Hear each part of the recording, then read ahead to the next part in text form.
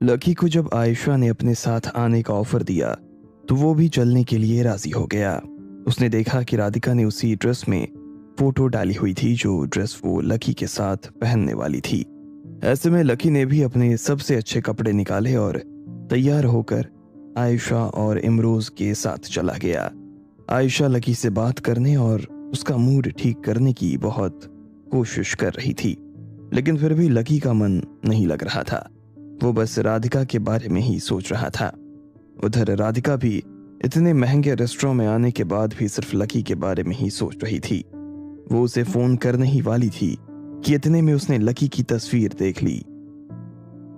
उस तस्वीर को देखकर वो जल भुन गई और रेस्टोरेंट से बाहर निकल गई। इसी बीच सड़क पर उसकी टक्कर एक आदमी से हुई। वो आदमी और कोई नहीं बल्कि लकी था। दोनों की नजर जब एक दूसरे से मिली तो बड़ी उलझन पैदा हो गई। उनसे ना नजर मिलाई जा रही थी ना हटाई जा रही थी। दोनों को ऐसा लग रहा था कि सदियों से वो एक दूसरे को जानते हैं और दोनों एक पल में एक दूसरे के लिए अनजान हो गए थे। उनके आसपास से गुजर रहे लोगों का ध्यान उन दोनों पर नहीं जा रहा था, लेकिन उन दोनों की नजर अपने अलावा और किसी पर नहीं पड़ रही थी। Excuse me please. इतने में एक आदमी ने राधिका के कंधे पर धीरे से हाथ रखा तो वो होश में आई। उसने पीछे से आने वाले आदमी को जगह दी और फिर खुद पलटकर अपने होटल की तरफ बढ़ने लगी। उसने जैसे ही पहला कदम रखा तो इतने में लकी ने पीछे से आवाज देते हुए कहा, राधिका। राधिका उस आवाज को सुनने के लिए तरस रही थी। वो चाहती थी कि लकी उसे रोक ले।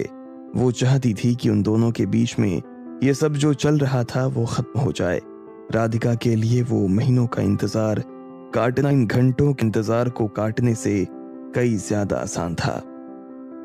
हाँ, राधिका ने पलटकर लकी की तरफ देखते हुए कहा। ये लकी ने कहा और उसकी तरफ उसका रुमाल बढ़ा दिया। राधिका ने पहले लकी को और फिर उस रुमाल को हैरानी से देखा। नीचे गिर गया था, लकी ने कहा और रुमाल उसे थमा दिया। राधिका ने रुमाल लिया और उसे पर्स में रख लिया। फिर जैसे ही उसने अपनी नजर ऊपर उठाई तो देखा कि लकी वहां था ही नहीं। सबसे अच्छी वो क्वालिटी गायब में हो पाने गया के था। लिए उसने सब्सक्राइब कीजिए। थोड़ा इंस्टा दूर मिलियनेयर देखा तो HD पाया चैनल कि को। लकी उस पार अपने होटल की तरफ बढ़ने लगा था। राधिका को एक सेकंड के लिए लगा जैसे उसके साथ धोखा हुआ था। उसकी आंख गुस्से में फिर से भर आई और वो जोर से चिल्लाते हुए बोली, लकी। उधर लकी ने जैसे ही उसकी आवाज सुनी तो वो भी रुक गया। वो भी यही चाहता था कि राधिका उसे रोक ले और इस झगड़े को खत्म करे। उसने पलटकर राधिका को देखा तो पाया कि वो तेजी से चलते हुए उसकी तरफ आ रही थी। उसकी आंखें भरी हुई थी। राधिका लकी के पास आकर खड़ी हुई और बोली, प्रॉब्लम क्या है तुम्हारा? राधिका ने तेज आवाज में पूछा। आसपास से गुजर रहे सभी लोग एक पल के लिए उन्हें देखने लगे। लकी ने भी उन सभी को देखा और फिर राधिका को देखते हुए बोला, किसे? तुम ही से सवाल किया है, यहां और कोई नहीं है। मुझे कोई प्रॉब्लम नहीं है। अच्छा, तो फिर इस तरह से बिहेव क्यों कर रहे हो? किस तरह से? इस तरह से जैसे तुम मुझे जानते ही नहीं हो। जानता हूं, मैं तुम्हें क्यों नहीं जानूंगा। हाँ तो जानते हो तो बात क्यों नहीं कर रहे हो? कर तो रहा हूं। इस तरह से? किस तरह से? लकी प्लीज, क्या हो गया है? खत्म करो ना इस बात को। जो हो गया उसके लिए मैं तुमसे सॉरी बोलती हूँ। Please let's get over it.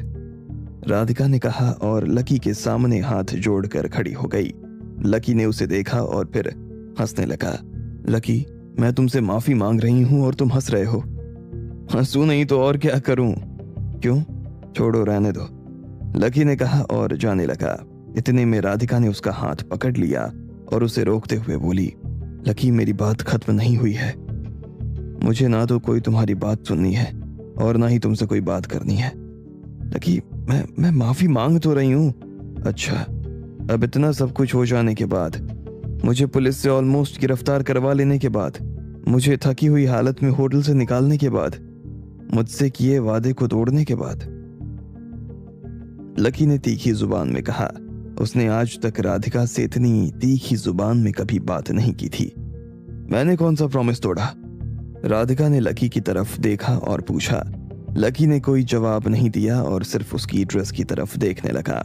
Radhika की नजर भी जब अपनी ड्रेस पर पड़ी तो उसने कहा, लकी मैं इसके लिए भी तो माफी मांग रही हूं। राधिका ने कहा, कोई जरूरत नहीं है, बात माफी से आगे निकल चुकी है।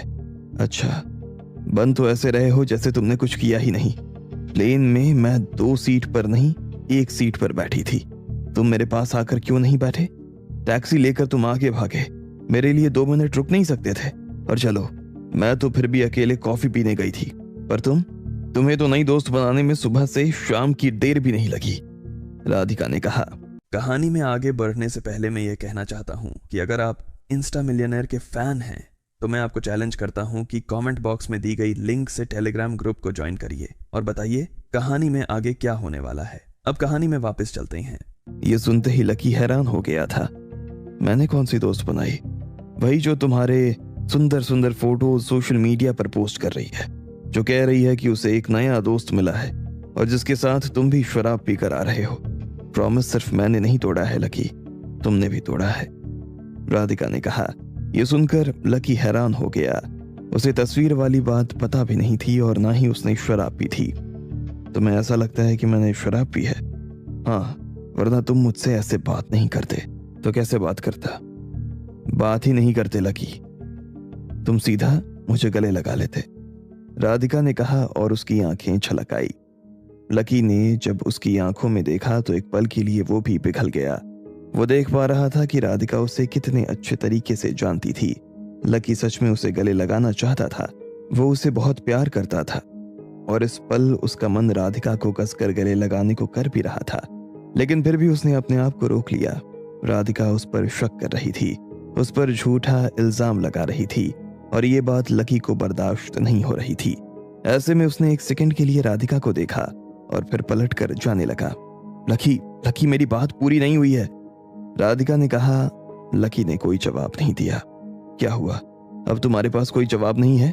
बोलो, अब नहीं कहोगे कुछ? बताओ ना, वादा तोड़ा या नहीं तोड़ा? राधिका ने चिल्लाते हुए पूछा, लेकिन लकी ने कोई जवाब नहीं दिया। इतने में एक लड़का भागता हुआ राधिका के पास आया और उसे एक फूल देते हुए बोला, I am watching you both fight, I think this will solve this problem. Radhika ने उस लड़के को देखा और उसके हाथ से फूल लेकर कुचल दिया और अपने होटल की तरफ बढ़ने लगी। दोनों अपने अपने रास्ते पर बढ़ते जा रहे थे। पेरिस की खूबसूरत शाम और उसकी खूबसूरत हवा भी उनके चेहरों को खिला नहीं पा रही थी। जब दोनों सड़क किनारे हाथ में हाथ लिए प्रेमियों को घूमते हुए देखते तो उन्हें झटका लगता। लकी ने जब देखा कि एक आदमी अपनी प्रेग्नेंट बीवी को बहुत प्यार से आइसक्रीम खिला रहा है तो उसका दिल किया कि वो भी राधिका के पास चला जाए। उधर जब राधिका ने देखा कि एक लड़की एक लड़के के कंधे पर सिर रखकर सामने रोशनी को देख रही थी तो उसका मन किया कि वो भी लकी के पास जाए और बिना कुछ कहे सिर्फ उसके कंधे पर सिर रखकर बैठ जाए। लेकिन उस तीखी बहस के बाद दोनों के लिए ये कर पाना मुमकिन नहीं था। कुछ देर के बाद दोनों अपने अपने होटल पहुंच चुके थे। राधिका ने अपने कपड़े बदले और बिस्तर में आकर लेट गई। वो खिड़की से बाहर अंधेरे में जलती हुई कुछ लाइट्स को देख रही थी। उसने अपने कमरे में अंधेरा कर लिया था। आज का दिन तो जैसे तैसे निकल गया था, लेकिन राधिका को कल और परसों की चिंता खाए जा रही थी। अगर आज उसकी ये हालत हो गई थी तो शायद 2 दिन में तो उसकी जान ही निकल जाती और उसे ये भी पता नहीं था कि 2 दिन के बाद उनकी हालत सुधरेगी या नहीं। राधिका जब ये सब सोच ही रही थी कि तभी उसका फोन बज उठा। उसने देखा कि कुमारी का फोन था। राधिका हैरान हो गई। उसे समझ नहीं आ रहा था कि कुमारी उसे इस वक्त क्यों फोन कर रही थी। एपिसोड सबसे अच्छी क्वालिटी में पाने के कैसी लिए हो भाभी? सब्सक्राइब कीजिए मैं ठीक हूँ, तुम कैसी हो? मैं भी ठीक हूँ, लेकिन आप झूठ क्यों बोल रही हो? मैं झूठ नहीं तो क्या बात कर रही हो भाभी? आपकी शक्ल देखकर लग रहा है, कुमारी ने कहा। राधिका हैरान हो गई। तुमने मेरी शक्ल कहाँ से देख ली? राधिका ने पूछा। अरे आपने अभी उस रेस्टोरेंट का फोटो डाला ना, उसी में। लेकिन उस फोटो में लकी कहीं नहीं दिखाई दे रहा। लकी? हाँ, वो वॉशरूम गया था। मुझे तो लगा था आप कपल सेल्फी डालोगे, लेकिन आपने तो। हाँ, वो लकी ने उसका फोटो डालने से मना किया था। कह रहा था जब तक उसके सिर पर बाल नहीं आ जाते तब तक वो फोटो नहीं डालेगा। अच्छा, फिर आयशा के साथ उसने कैसे फोटो डाल लिया? कुमारी ने पूछा। राधिका की सांस ही एक पल के लिए रुक गई। वो उसे कुछ नहीं बोल पाई। और दादाजी तो कह रहे थे कि आप लोग कैंटरबरी होटल में रुके हुए हो, लेकिन इस आयशा ने तो लकी के फोटो में लोकेशन होटल विस्टा की डाली है। कुमारी ने कहा। राधिका ने फिर से आगे कुछ नहीं कहा। कुमारी भी उसकी चुप्पी से समझ गई थी कि दोनों के बीच सब कुछ ठीक नहीं था। ऐसे में उसने पूछा, क्या बात है, आप दोनों के बीच में सब ठीक है? कोई झगड़ा हुआ है क्या? राधिका ने कुछ नहीं कहा और बस खिड़की की तरफ देखने लगी। उसे समझ नहीं आ रहा था कि सवाल की वजह से या किसी और की वजह से, लेकिन उसे बेचैनी सी हो रही थी। कुमारी ने दोबारा पूछा, भाभी मैं आपसे कुछ पूछ रही हूँ, सब ठीक है? मैं आपको थोड़ी देर के बाद फोन करती हूँ, राधिका ने कहा और फोन काट दिया। फोन रखते ही उसे महसूस हुआ कि उसकी सांस फूल रही थी। उसे एक अजीब सी बेचैनी महसूस हो रही थी। उसने रजाई हटाई और अपनी जगह से खड़ी हो गई। जब उसे नाक से सांस आनी बंद हुई तो उसने मुंह से सांस लेनी शुरू कर दी और आखिर में खिड़की खोल दी। जैसे ही उसने खिड़की खोली तो उसके पेट में अजीब सा दर्द उठा और वो अपना पेट पकड़कर खड़ी हो गई। कमरे में एसी चालू था, फिर भी राधिका को पसीने आ रहे थे। ऐसे में राधिका ने जैसे तैसे अपने आप को संभाला और फिर पलंग पर रखा फोन उठा लिया। उसने लकी का नंबर निकाला और उसे फोन लगाने लगी। उधर जब राधिका की हालत खराब होने लगी थी तब इधर लकी भी होटल में वापस आकर अपने कमरे में आ गया था। जैसा राधिका को महसूस हो रहा था, लकी को भी वैसा ही कुछ महसूस हो रहा था। उसका मन कर रहा था कि वो राधिका से मिलने होटल चला जाए। जब ये विचार उसके मन में घिरने लगा तो इतने में लकी अपनी जगह से खड़ा हुआ और अपना फोन उठाने के लिए बढ़ने लगा। लेकिन इससे पहले कि वो अपना फोन उठा पाता, इतने में उसे कॉरिडोर में किसी के चिल्लाने की आवाज आई। लकी को ये आवाज जानी पहचानी सी लग रही थी। जैसे ही उसने दरवाजा खोला तो उसने देखा आयशा और इमरोज कॉरिडोर में थे। मुझे तुमसे कोई बात नहीं करनी है इमरोज, प्लीज मेरा पीछा छोड़ दो। अब तुम मुझसे क्यों बात करोगी? अब तो तुम्हें वो लकी पसंद आ गया है ना? इमरोज ने कहा। इतने में लकी ने दरवाजा खोला। जैसे ही लकी के कमरे का दरवाजा खुला तो आयशा और इमरोज की नजर लकी पर पड़ी। लकी भी उन दोनों को देख रहा था। इमरोज ने एक सेकंड के लिए लकी को घूरते हुए देखा और फिर भागते हुए उसके पास आया और लकी की कॉलर पकड़ ली।